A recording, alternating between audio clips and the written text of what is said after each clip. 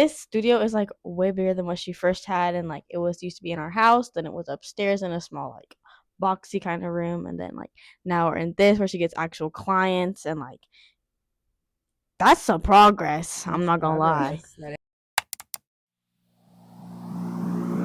One, two, three, four.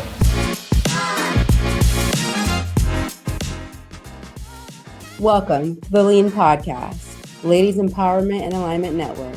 I'm your host, Mahogany, and this is Season 2. Let's start with a short prayer. God, I pray this season speaks to every heart listening.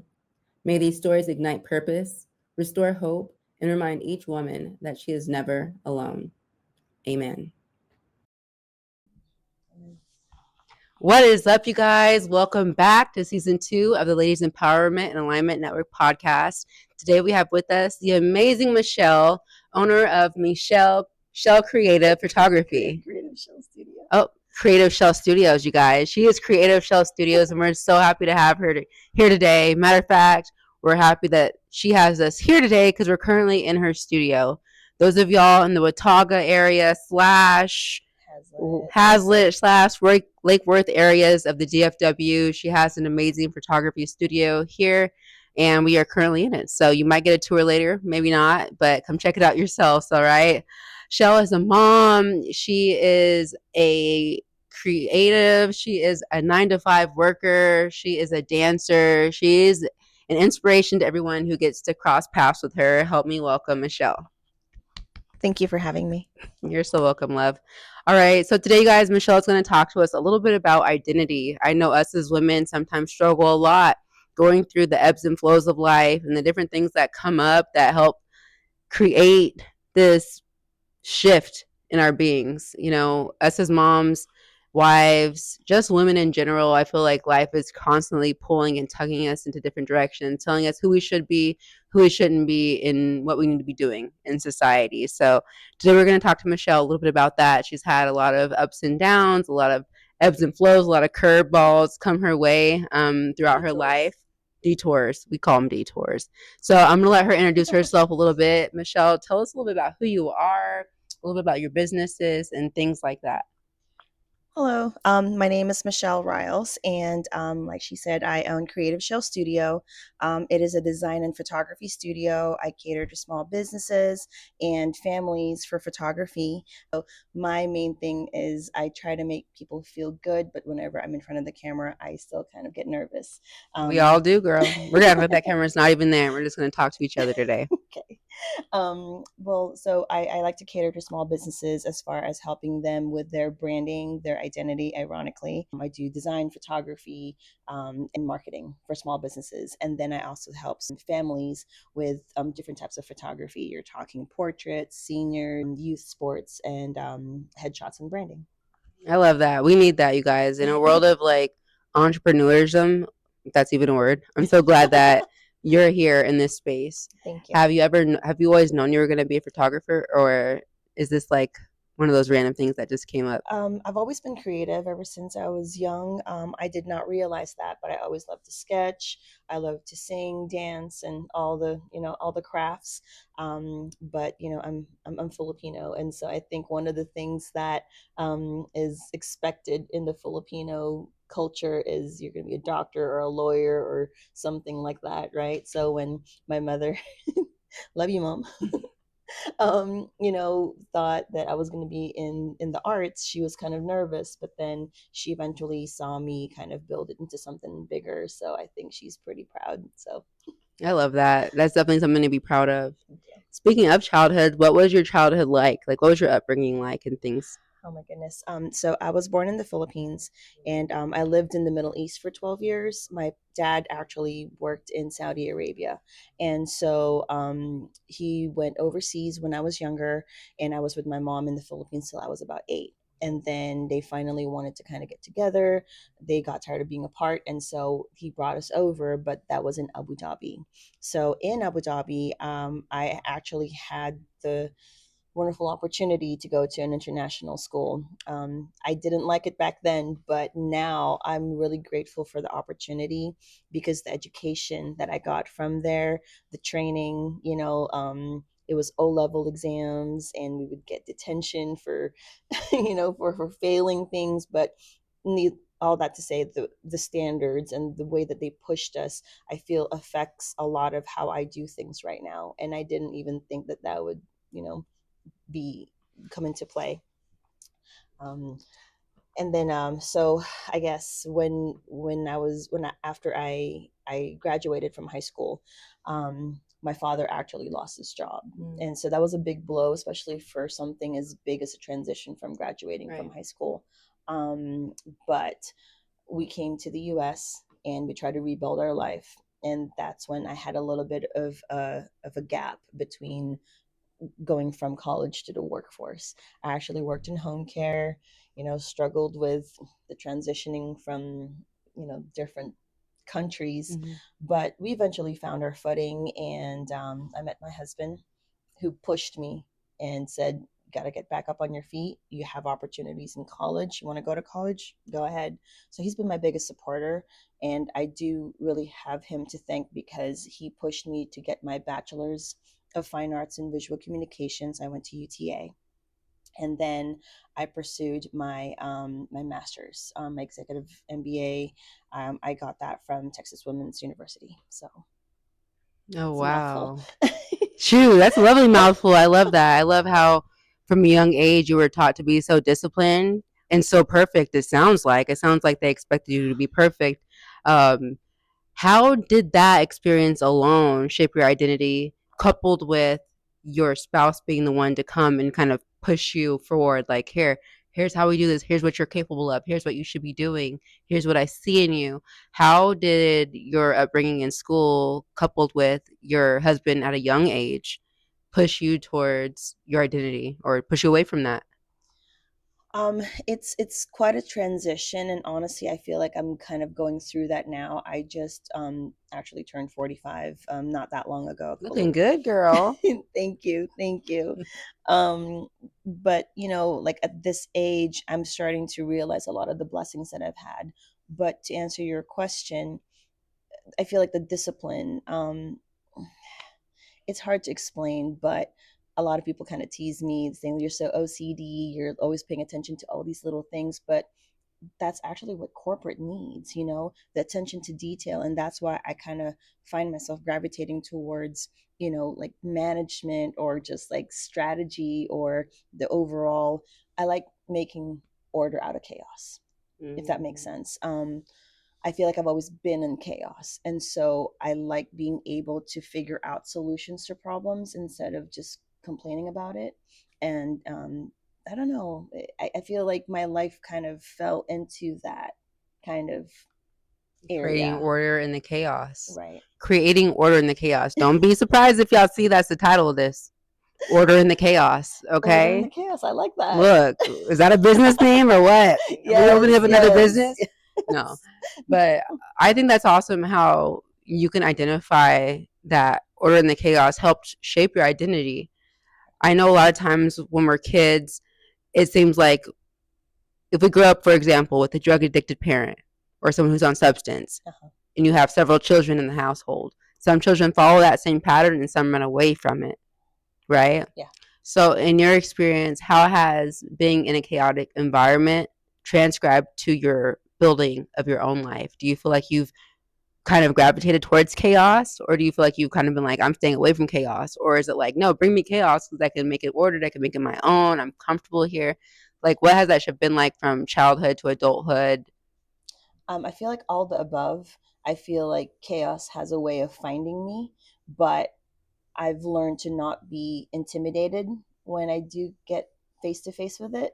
And then I just kind of want to fix it. So it's a Right. good and bad thing, right? Because, like you said, I just kind of, I just want to, like, it's hard for me to even explain it, but I just don't want to deal with the problem. There has to be a way to solve it, instead of, okay, you're human, you're going to feel sad, you're going to feel overwhelmed. Right. Let yourself feel that. That's one thing I think people don't allow themselves to do anymore. Mm-hmm. But I'm slowly allowing myself to do that. And then I'm like, okay, you're stuck with this. What are you going to do? Right. Are you going to sit and cry, or are you going to try to figure it out? because that actually applies to what happened to us lately. After I got my master's, I found a job where I felt like I could give myself that step up, and I gave myself a pretty good boost and paycheck and just everything. I got the opportunity to take care of an actual department and build it for a while.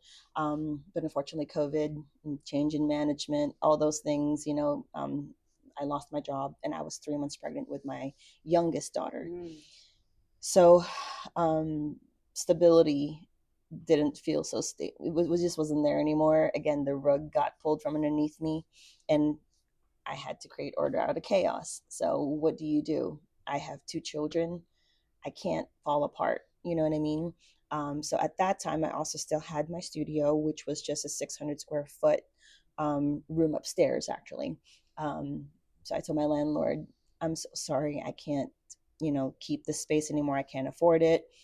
But there's been some blessings in my life where, like him, where he was like, no, I have a space downstairs. You should take a look. And I was telling him, no, you don't understand. I can't afford the small space upstairs, but you're offering me a bigger space. Well, he took a leap of faith, in me. And here I am almost 4 years later, and I'm here in a 1,000 square foot space. So, Wow. I think that's so amazing. I love how within creating order out of chaos, you were sent like little angels. So it wasn't like anything you had to rely on your own strength, your own wit, your own, I don't know, your own deservance of. It was kind of like, no, I see you. I see what you're supposed to be doing. Here it is. So in that way, I kind of love how I'm hearing, you creating order out of chaos wasn't always you doing it. A lot of times it was your higher power doing it, bringing those people in, stepping in to be like, no, you're going to do this. You're going to finish this assignment I gave you, and you're going to do this. So within creating your identity of who you are today, how have you like experienced people coming into your lives like at the perfect moment to help shift the way things are going for you? I've always felt like God had a big part in a lot of the things that happened to me, because every time that I just want to give up or walk away, even if it's as simple as me going to church on Sunday, I know everybody has their faith, but for me, that has been very therapeutic for me. Even if I feel like there's nobody that I can talk to, every time I go to church, I feel that relief, like the weight off of my shoulders after the gospel, and it just keeps giving me the strength to carry on. And like you said, I started to try to pay more attention to those little things. The My landlord, showing up, my group. I started a group with some friends, and after we kind of outgrew that group, another set of friends kind of pushed me to build another group. So it's like the next level, the next journey. So every time that like I said, like I feel like I should give up because of something happening, there's always been people that show up and push me to keep going. So I'm grateful for that. Yeah, I love that. And I love that you recognize that. I know a lot of It's times starting to. It's hard. it can be extremely hard. It really can, especially when we have that disconnect from God, like Yes. emotionally, mentally, with our own time. I know I'm guilty, y'all. Sometimes I get so busy, wrapped up in my own life that I'm like, hold up, is God directing this show or me? Sometimes it's me. It's And sometimes you got to easier. pull yourself out of that. Oh yeah, it's easier to kind of sit in that bad moment more than recognizing the good things that are happening around you. So I'm very guilty of that. But honestly, I'm going to sound like a very sappy parent, but my 2 girls have been my inspiration to keep going, because I don't have an option to fail. I can't, because if I fail them. So. Yeah, I feel that. As a mom, I feel that. And I love that.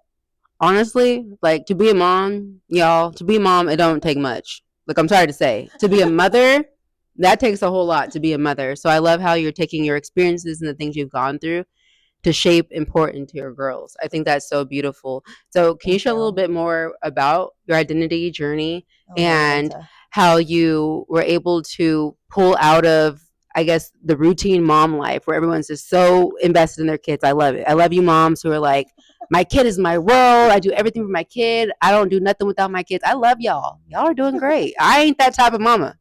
I'm not. I'm going to do me. I'm going to go have some fun. I'm going to go build my dreams. I'm going to go live out my fantasies. I am. Sorry, kids. Hopefully, y'all don't see this in 20 years and be like, my mama didn't care. I care, but I care about me too. So, what I would like to know is how have you been able to shape your identity through having multiple children? Gosh. Well, first of all, again, my both my girls are blessings because my husband and I have been married for 21 years, 22 in 2026. And we actually had trouble having kids. And so we had our oldest, Kira, 8 years into our marriage. And, we had to go through fertility and all that. I even almost died having her, just some blood issues and complications postpartum. Um, but she's been a blessing. And I am very actively involved in her life because, my parents weren't able to be like that for me. But I want her to feel the support. I want her to have the opportunities. I want to push her to be like, hey, try this out. Maybe this could be better for you. I just felt like I was missing a little bit of that when I was younger. So hopefully that's helping her. And I just take pride in seeing her succeed. I want her to be able to do that for herself down the road, or take care of herself down the road. Right. And then my youngest, Kaylani, she just turned 3 this past weekend, actually. Oh my goodness. She is I don't know, COVID babies, I guess that's what you call them. Mine's 3. Oh my gosh. Yes. There's just something different with their personality. Very independent, very fearless, very eloquent. And I'm not just saying that because she's my daughter, but she will talk to you like she has been talking for years. But she was also a blessing. We wanted to follow Kira up with another baby, but they wanted money. We couldn't do all that. Anyway, so long story short, we gave up. I focused on trying to get healthy. And once I got to the weight that I wanted, they were like, you're pregnant. And I'm like, wait, what? So that was a big shift in itself because I lost my job when I was 3 months pregnant with her. I had to pivot. I went from upstairs to here, rebuilt this business, redid our networking group. Out there pregnant, and it was very exhausting. I was very tired, but again, I'm like, I have to make money, so I got to do this. But anyways, with Kaylani right now, I'm having to juggle a 3-year-old and daycare and the constant mom, I want you. And it's hard for me to do anything without her wanting to be by my side. So the mom guilt is there. Mm-hmm. And then my 13-year-old, she's about to go to high school next year. And she's very active in volleyball and dance and cheer and, good Lord, like youth group. I've put her back in youth group too, to be active in church. Anyways, tell me if I'm telling you too much here. No, we love to hear all that. We love to hear all that. But what I was digging for was amazing that she brought all that up, y'all. She, as y'all could see, you're a trooper for the kids. Like, you're making it happen. And yet you found time for you through dance, through your business, through other groups. So I want you to share a little bit more about that, because I believe a lot of women, like I was saying, y'all who are all about your kids, she's all about her kids. I'm all about my kids. But that don't got to be your whole life, boo. You got to have a life outside of the kids, because otherwise you have no identity. Your identity is your kids. So I would love for you to share a little bit more, Michelle, about how you've found your own identity within juggling all these things with your kids as well. For me, it's important that I start. It's hard, first of all. It's very, very hard. But I have to be able to get myself in a good mental and physical state, because I can't be there for the girls if I'm not in good shape, if that makes sense. Right. So I had to find ways for mental, like I'll go to a concert. And thankfully, my oldest daughter, Kira, loves music too. So she's my concert buddy. And something is so therapeutic about music, I'm telling you. and her daughter's there. She liked that part. Come on in, girl. You can come on in. Come on, boo. Y'all, it's her daughter. Come right here. And so this is my concert buddy right here. And whenever I take her to youth group, I actually had a good excuse to go drop her off, go to the gym, and then come pick her up. So I get to do some weightlifting and some, cardio. I was part of a hip hop crew, a professional dance crew Y'all, this called woman was Mom dancing when Crew. I met her. She was for real getting it. I'm like, oh snap. I, I, Go ahead. You I, want to say something? I know you do. Go ahead. That's where I got my genetics from. That's where she got her genetics, y'all. Oh, This girl be gosh. dancing too. I was into music videos because of her. So she's inspired her mom to find her identity. That's so beautiful. Well, that is, kind of one of the reasons why I wanted to do dance, because I wanted to show her I wanted to be a different mom. I didn't want to just tell you what to do. She saw me getting up in the morning going, I don't want to do this. I have to put my makeup on. I have to go to practice. I have to perform. So I have to get myself together. But I feel like me showing her that I do it as well will be a good. I mean, you're here, so Yeah, you're here. Give her the mic. does that Go ahead, babe. did that make a difference, seeing me do it versus just telling you? She's so hardworking. Speak up loud. Oh, she's so hardworking Oh, and like gosh. she's so tea. Like she will clock your tea. Anyways, but yeah, I mean, like it has been like hard times. Like it's not been like, oh my gosh, we have so much money, we get to go shopping. Like no, like that's not how life works. If that is, praise the Lord. Praise the Lord. But like no, but like look at her. Like she got this business. She got me. She got her. Like, and we went to Disney World. Like, oh, She's she that here. mom. She's that mom. She And is. she give me Starbucks. Girl, okay now. Okay. How did it feel to see me dancing with legends, basketball, and She got more dance opportunities than me than I've been dancing for like 8 years of my life straight. She dances for what, a year? Basketball, video, music video. Like, how's This she doing girl- all this?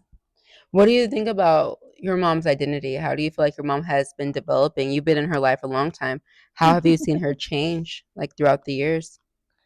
I guess like, well, it's like weird if I say like she's matured, but like she's matured with me. I want to use big words, but I can't think of big words.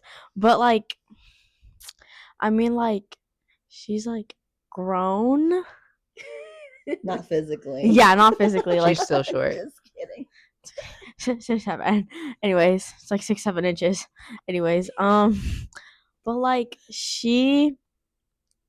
I guess like has what is it called, sprouted with her imagination. There we go. That's beautiful. Mic Yes. drop on that. I could do No, that. don't. No. This studio is like way bigger than what she first had, and like it was used to be in our house, then it was upstairs in a small like boxy kind of room, and then like now we're in this where she gets actual clients, and like that's some progress. I'm not gonna lie. That is progress. See? And like she making that moolah. Don't tell nobody. Shh. But it goes straight to you. Exactly.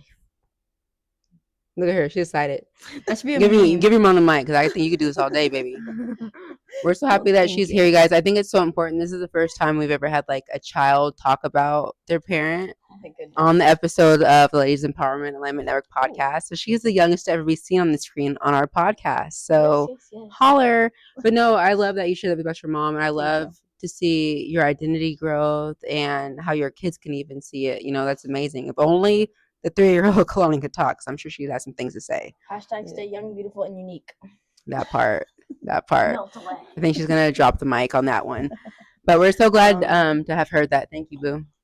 I think it's interesting with Kaylani as well. Whenever I'm having a bad day, you try to kind of hide how you're feeling with your children. And even at 2 years old, she would look at me and be like, "Are you okay, mama?" And that just kind of hits you, you know what I mean? So they pick up on all these things. But no, I'm glad that coming straight from her mouth without even being prompted, that makes you feel good that you're doing the right thing. you know. You absolutely are, sis. You absolutely are. Thank you. Y'all, if only we can cover this woman's life in 30 minutes because, girl, you're that. You're that. Like, it came straight from your child's mouth, you know? Thank you. I think it's amazing that, like, throughout the ebbs and flows, you've been able to find your identity and recreate your identity, y'all. This woman went to a school where they were so strict and disciplined that it's kind of hard to be your own. It's kind of hard to be yourself. It's kind of hard to have a voice in that type of environment. Correct me if I'm wrong, but from what you've shared with me, I'm like, man, that's almost like being in Miss Trunchable's office. I know y'all have seen Matilda. Like, it's like, boom, cracking the whip. This is what you're about to do. And so I think that even if you are just now at an older age, finding that voice, finding that identity, finding that purpose, finding that I'm holding my ground no matter what is beautiful. So what I would like for you to do is share with the women who might be listening who haven't reached this peak yet. What can you tell them? What can you give back to them to kind of find and get to that space? Um, gosh, you got me kind of stumped. So Go ahead, give us your advice. If your daughter was sitting here like, Mom, I have, yep, she's back there. Mom, look, I don't know who I am. Everyone around me has created my identity, and I don't feel like it matches with who I am for real. What do I do? Where do I start? See, you know how to get to me. You know how to get my mind there. If it were my daughter, I mean, you can't let people tell you who you are. I mean, you know who you are. I mean, I would love to think that us as parents have given her, you know, oh my gosh, I think this is also my problem. Like, as much as I want to give you advice, like, I still struggle with being like in front of a camera, or like when it becomes something really that I'm passionate about, I get like this, you know. Well, what would you tell yourself? Oh gosh. What would you tell yourself, or what were you telling yourself to make it through those hard times of, oh, it's 5 a.m. I have to put this makeup on. Who the hell do I think I am getting up, putting this makeup on, dancing at 5:30 in the morning? Like, what did you tell yourself? Um, I guess the thing I can say is, again, you know who you are.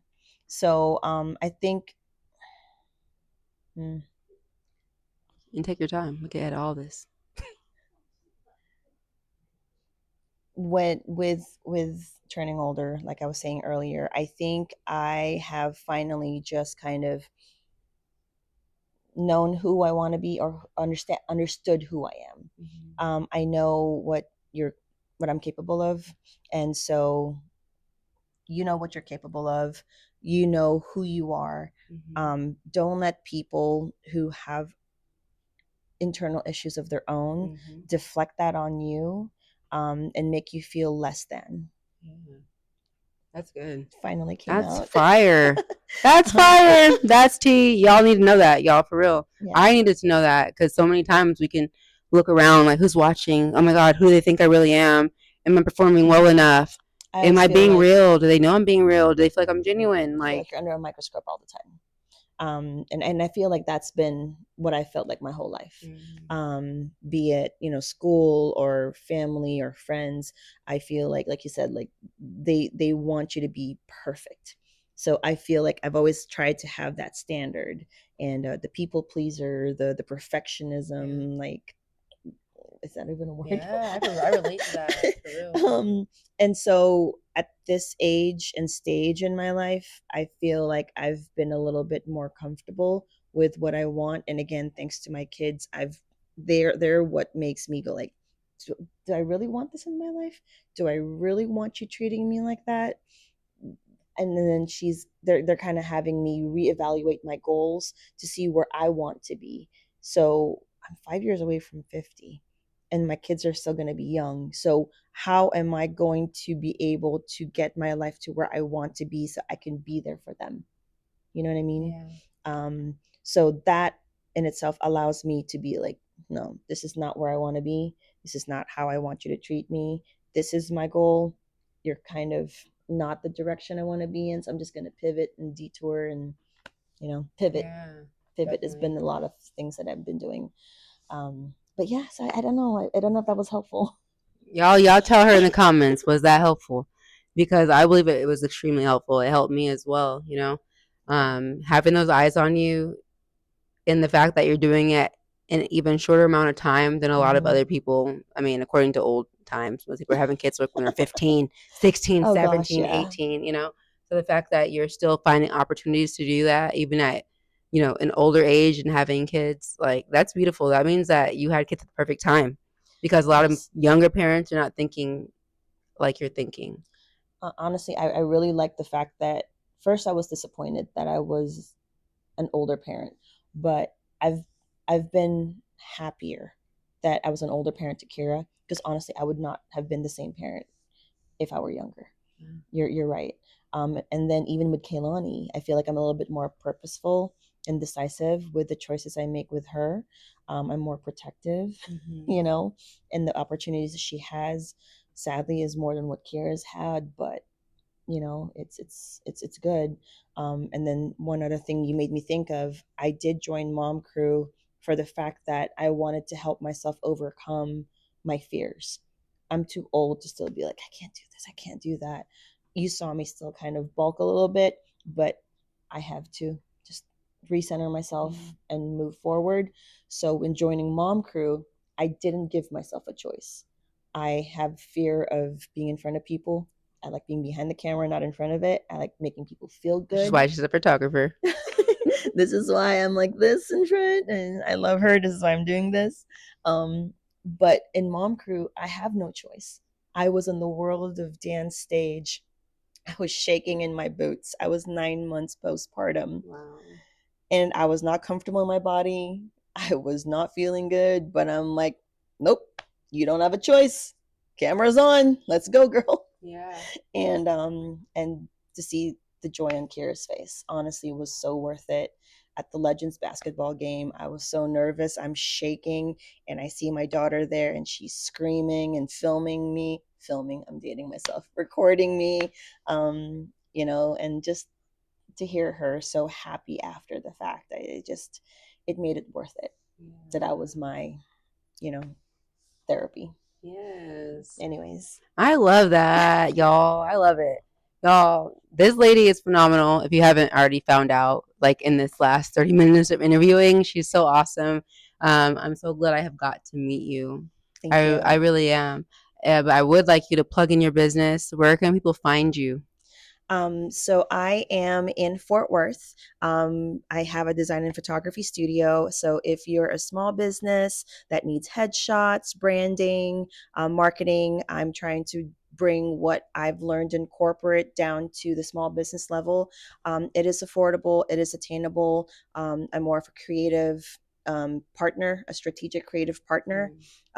It's different from just getting a logo from Fiverr. I want to know where you are at with your business, what your goals are, and I want to help you strategically have a creative plan for it. Yes. And photography, of course, seniors, youth groups, dance, senior. I said She's done seniors it already. all. She's done it all, y'all. Honestly, Just come talk to me, just come and talk and to I her. can help you. But thank you so much for having me, and thank you for taking me out of my comfort zone. Yes, girl. And I'm so thankful you came on, y'all. I hope you guys learned so much on today's talk. I know that she's inspired me in this talk alone, along with her daughter. I hope my daughter says things like that about me when she's old enough to kind of give a lot of input. Like, I really do. That was really inspiring. And that's what the goal is. So, y'all, every day, I know it's hard out here trying to find your identity, trying to fit into a mold, but don't fit into the mold. Create your own, and in the end it's going to be fruitful and it's going to multiply. Okay. So I'm so happy you came on. You guys, check out the comment section down below. I'm going to link all of her social media platforms so you can be in touch with Michelle. And thanks again for getting on the podcast. Thank you. Thank you.